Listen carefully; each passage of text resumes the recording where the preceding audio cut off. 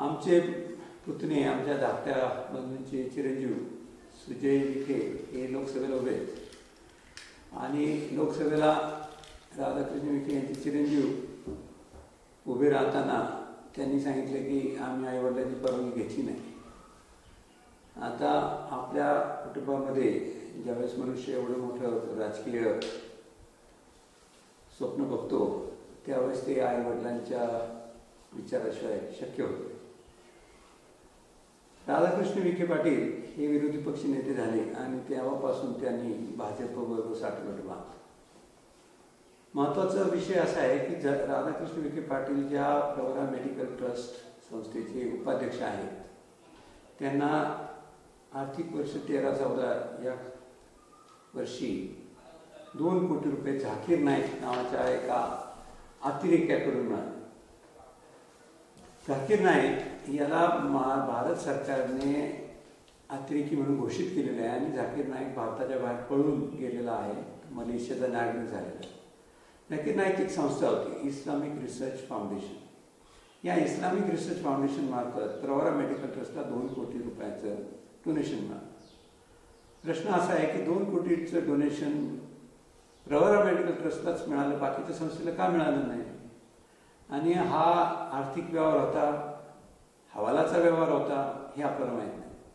2 कोटी केव्हा उघड झाले तर ज्या वेळेस एन्फोर्समेंट डायरेक्टर ज्याला आपण ईडी म्हणतो यांनी इस्लामिक रिसर्च फाउंडेशनच्या ऑफिसला धाड घातली 2016 मध्ये. त्यावेळेस त्यांनी दिलेल्या डोनेशनची यादीत प्रवरा मेडिकल ट्रस्ट नाव आलं आणि म्हणून हा प्रकार बाहेर पडला.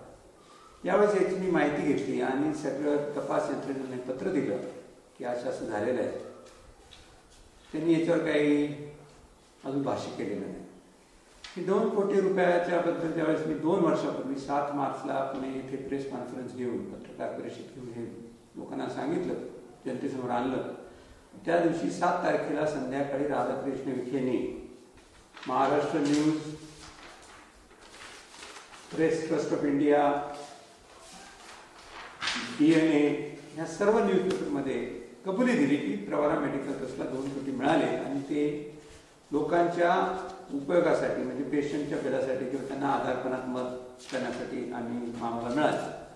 प्रश्न असा आहे की अतिरेक्याचे पैसे जिथं ज्या देशाचं संकटात त्यांनी घातलं आहे, जिथे लाखो लोक या अतिरेक्याच्या हल्ल्यामुळं हजारो लोक महिन्याला मरत आहेत, त्यांचे पैसे घेऊन आपण आपल्या भागातले पेशंट साठी वापरतो, हे किती नैतिक आहे?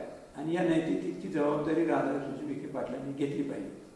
आता या 2 कोटीपैकी परत काही गेले कॅशमध्ये हे माहीत नाही आपल्याला, याची चौकशी झाली नाही. आणि ही चौकशी माननीय मुख्यमंत्र्यांना मी पत्र लिहिलं, दिल्लीच्या अधिकाऱ्यांना पत्र लिहिलं आणि माझी पूर्ण खात्री आहे की BJPच्या सरकारने हे प्रकरण दाबून ठेवलेलं आहे. कारण असा विरोधी पक्ष नेता जो पूर्ण वेळ फक्त सरकारचंच काम करेल असा असल्यामुळे त्यांनी हे प्रकरण दाबून ठेवलेलं आहे. आणि या प्रकरणाला लवकरच सरकारने काहीतरी सांगावं. नाही तर आमचं असं माझं प्रामाणिक मत आहे की BJP सुद्धा अशाच लोकांबरोबर सत्तेसाठी हातमोडणी करून सत्ता टिकून धरते आणि याचा मी निषेध करतो. आणि आपण सुद्धा कोणत्या पक्षाला कशामुळे मत द्यायचं याचा विचार करा.